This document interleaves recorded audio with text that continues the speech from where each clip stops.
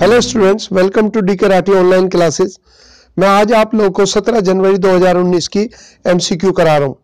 पहला जो क्वेश्चन है वो क्वेश्चन है कि उच्चतम न्यायालय के न्यायाधीशों की नियुक्ति के लिए गठित कोलेजियम। ये न्यूज़ मैंने क्यों आज शामिल करी है, इसलिए करी है कि हाल ही के अंदर सुप्रीम कोर्ट के अंदर 2 न्यायाधीशों की नियुक्ति को अनुमति प्रदान करी है राष्ट्रपति रामनाथ कोविंद जी ने। इनको लेकर विवाद इसलिए है क्योंकि ये दोनों न्यायाधीश जो है तुलनात्मक रूप से वरिष्ठता सूची में नीचे हैं। इनकी तुलना में कई और हाई कोर्ट के जजेस है जो वरीयता में ऊपर है। इसको लेकर इन 2 न्यायाधीशों की नियुक्ति को लेकर विरोध चल रहा है। अब हमारे लिए उन न्यायाधीशों के नाम बिल्कुल इंपॉर्टेंट नहीं है क्योंकि परीक्षाओं में ऐसे क्वेश्चन बिल्कुल नहीं पूछे जाते। हाँ, उनसे जुड़े हुए पॉइंट में न्यूज़पेपर के अंदर आजकल इस कोलेजियम के बारे में फिर चर्चा आ रही है, तो इसे हम एक्सप्लेन करते हैं। कोलेजियम क्या है? कोलेजियम की जो व्यवस्था है, हमारे संविधान के अंदर इसका कोई उल्लेख नहीं है, लेकिन सुप्रीम कोर्ट के 3 अलग अलग केसों के द्वारा, जिनको कहते हैं 3 जज केस, उस केस के अंदर सुप्रीम कोर्ट ने व्यवस्था करी कि हाई कोर्ट और सुप्रीम कोर्ट के न्यायाधीशों की नियुक्ति के लिए एक 5 सदस्यीय, जैसे क्वेश्चन पूछा गया कितने, 5 सदस्यीय कोलेजियम का गठन किया जाएगा, जिसके अध्यक्ष होते हैं देश के मुख्य न्यायाधीश। इसको लेकर हमारे संविधान के अंदर, यानी कि न्यायाधीशों की नियुक्ति को लेकर जो हमारे संविधान में अनुच्छेद है वो 2 अनुच्छेद है। एक तो अनुच्छेद 124(2), ये तो सुप्रीम कोर्ट के न्यायाधीशों की नियुक्ति के लिए है, और जो हाई कोर्ट के न्यायाधीश है उनकी नियुक्ति को लेकर अनुच्छेद है 217।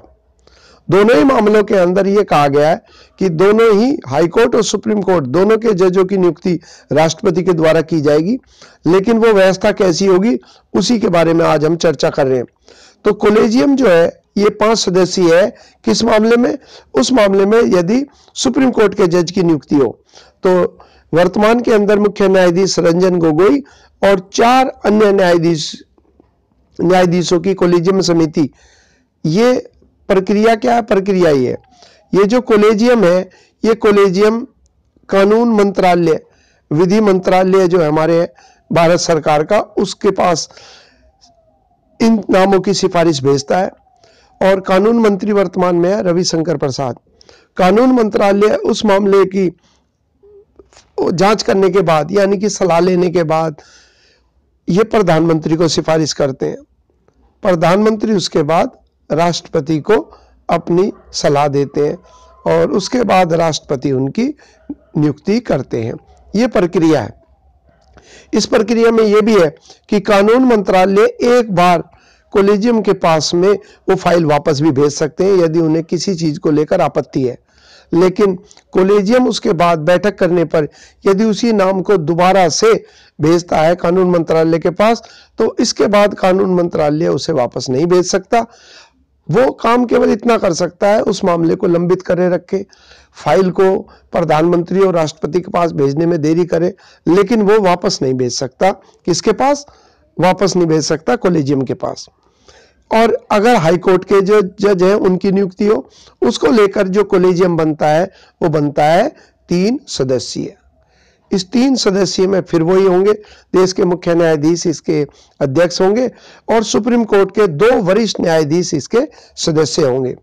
ये इन मामलों में एक चीज और जुड़ जाएगी हाई कोर्ट के जजों में कि जो संबंधित राज्य के राज्यपाल है उनकी सलाह ली जाएगी, और यदि कि हाई कोर्ट के जजों की नियुक्ति है तो उस राज्य के हाई कोर्ट के मुख्य न्यायाधीश की सलाह भी ली जाएगी।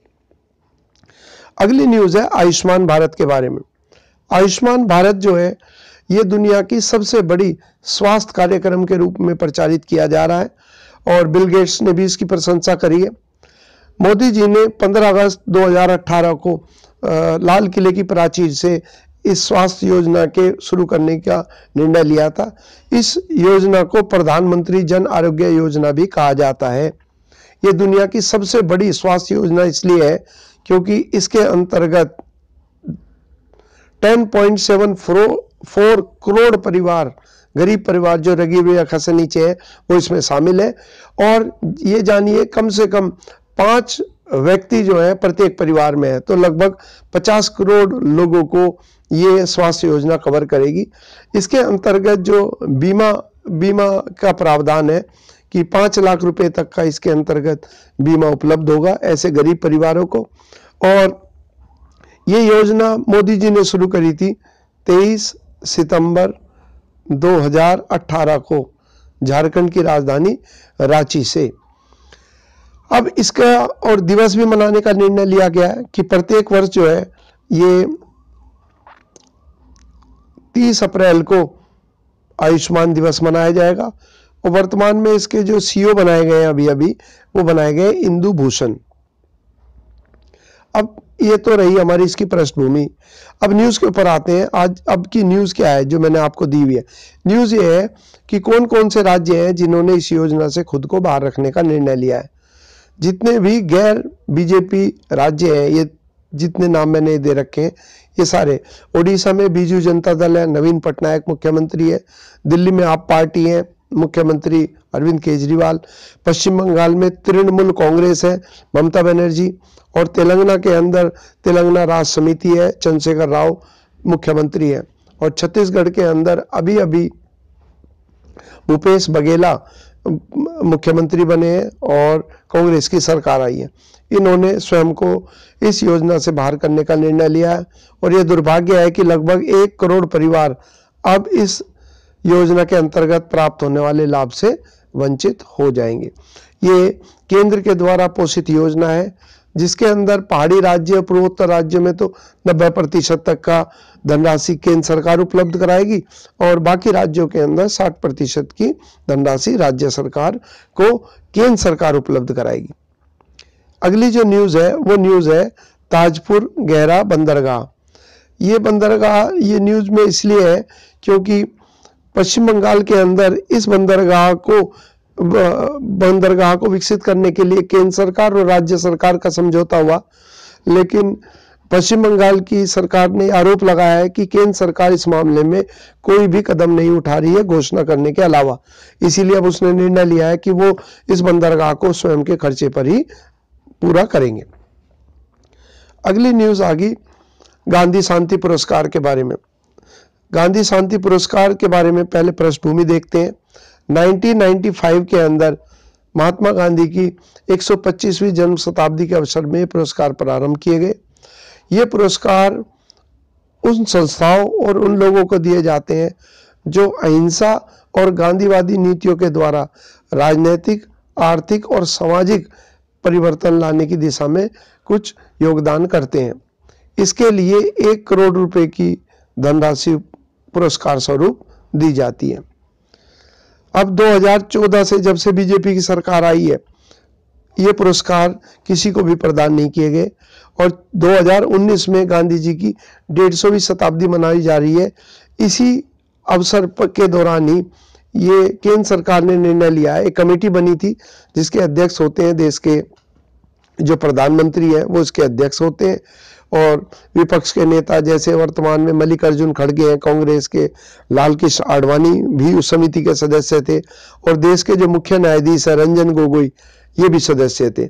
इन सारी समिति ने मिलकर जो है इन विजेताओं का चयन किया और विजेताओं के नाम दे रखे हैं जैसे जिस क्षेत्र के अंदर ये उपलब्धियां हैं। जैसे 2015 के लिए तो ये विवेकानंद केंद्र है कन्याकुमारी का जो समाज सेवा से जुड़ा हुआ है उसको। 2016 का अक्षय पात्र फाउंडेशन। अक्षय पात्र फाउंडेशन पूरे देश भर के अंदर मिड डे मील के अंतर्गत जो भोजन उपलब्ध होता है प्राथमिक शिक्षा के बच्चों को वो उपलब्ध कराती है। और सुलभ इंटरनेशनल तो हम जानते ही है, इसके मुखिया का फोटो मैंने यहाँ दे रखा है, बिंदेश्वर पाठक। हाल ही के दिनों में कई सारे पुरस्कार से इन्हें सम्मानित किया गया और जो सिर के ऊपर मैला ढोने वाले जो प्रथा थी उसे दूर करने में इनका योगदान रहा। तीसरा 2017 में एकई अभियान ट्रस्ट है।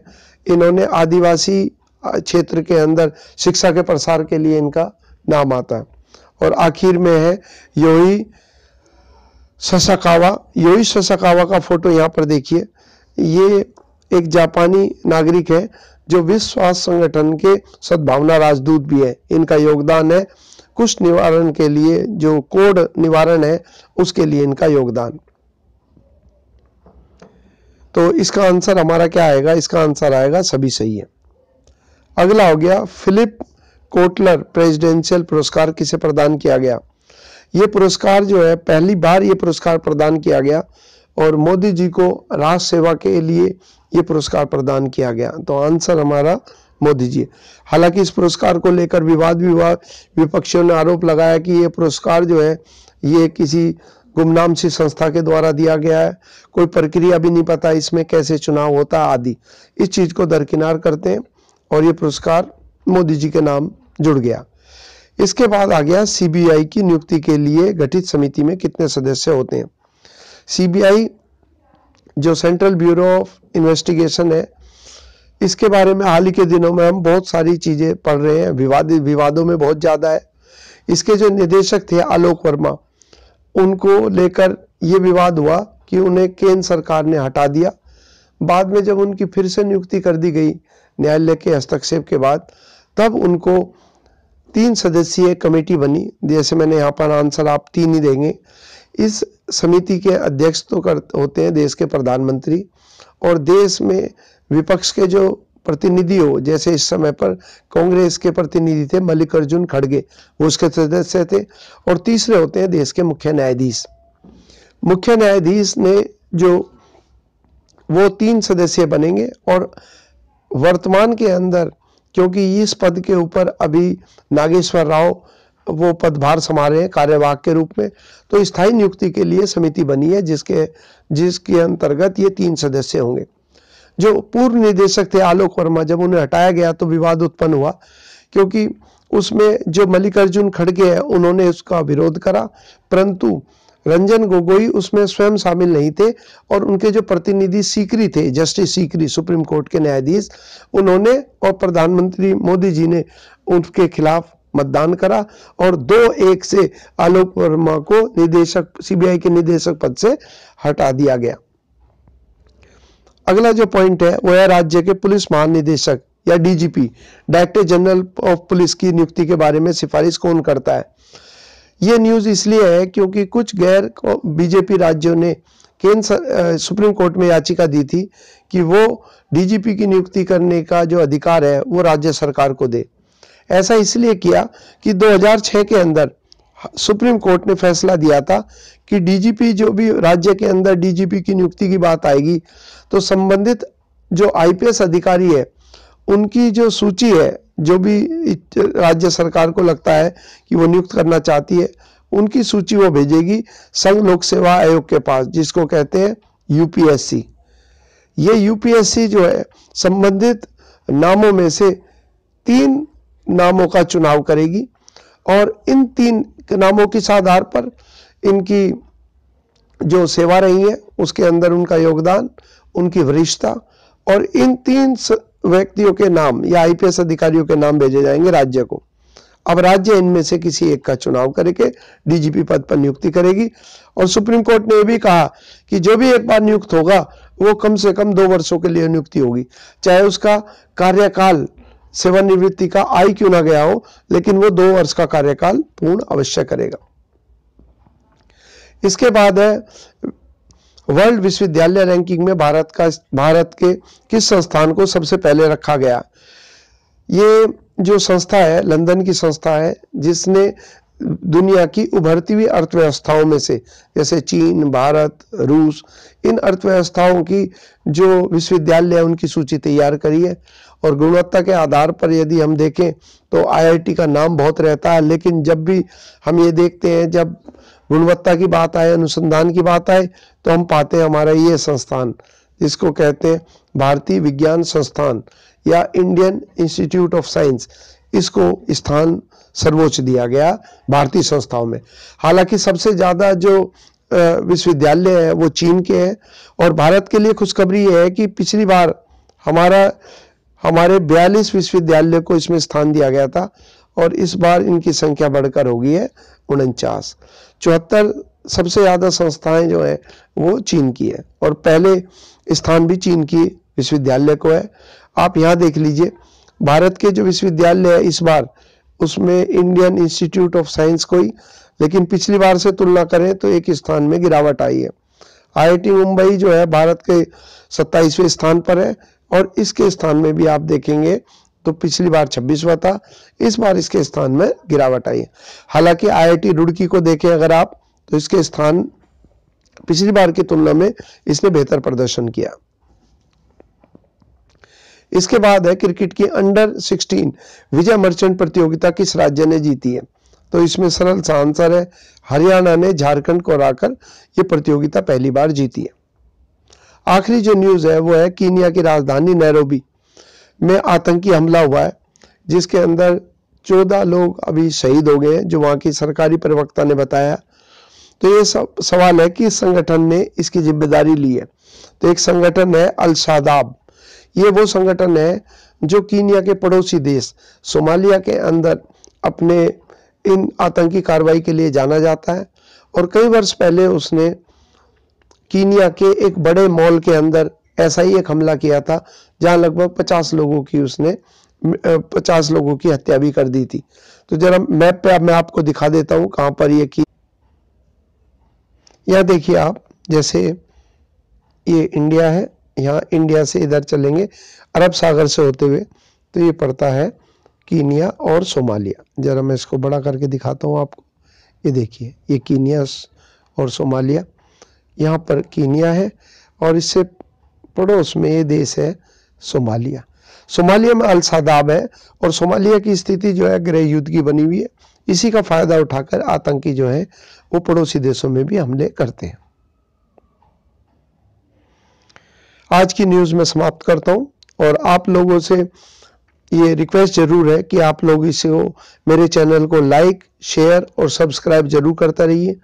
और आप लोगों का बहुत बहुत धन्यवाद जो आपने समय निकालकर मेरा ये वीडियो देखा और सुना। और प्रभु को धन्यवाद देता हूँ जिसने मुझे आप लोगों को संबोधित करने का मौका दिया। जो लोग PDF प्राप्त करना चाहते हैं आप में से, वे इस नंबर के ऊपर आप मुझे ज्वाइन कर सकते हैं 9758702006। ये नंबर है, इस नंबर पर आप मुझे अपना नाम, शहर का नाम और एग्जाम का नाम भेज दीजिए, मैं आपको ज्वाइन करा दूं।